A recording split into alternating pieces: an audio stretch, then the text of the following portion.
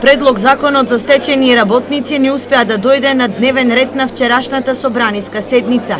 Состојбите во македонското здравство, односно законот за медицински студии и стручно усовршување на лекарите, беше причина за оваа точка која, иако беше меѓу првите, да се одоговлечи.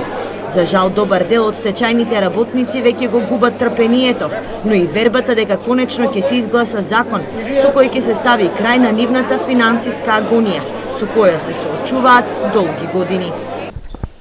Не сум упла. Не мислам ово, шом се така развлечува. Шом до сега не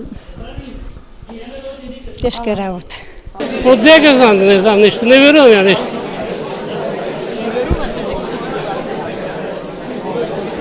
Не знам ништо, што да ви кажам, не. Ако добие убаво, немаме плата, немаме ништо. Струја плаќаме многу, вода плаќаме многу, а нема одека, па ќе видиме. Стечајните работници веруваат дека до 20 септември законот за стечајци ќе дојде на дневен ред, за пратениците да го изгласаат. Така да мислиме дека секи биде во најдобар ред, докато 20 мора да се заврши. Ако остане после 20, значи ќе остане после изборите. Ама тоа не верувам.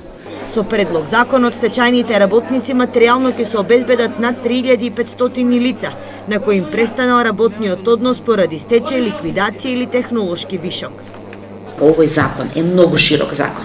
Ќе опфаќа сите оние кои што имаат 15 години стаж, 52 години за жени, 55 години за мажи. И дополнително можеле да работат и по времето кога заминале во стечајните фирми, значи ако биле отпуштени пак да се вработат негде, но на определено работно на место со определен статус, не на неопределено работно време.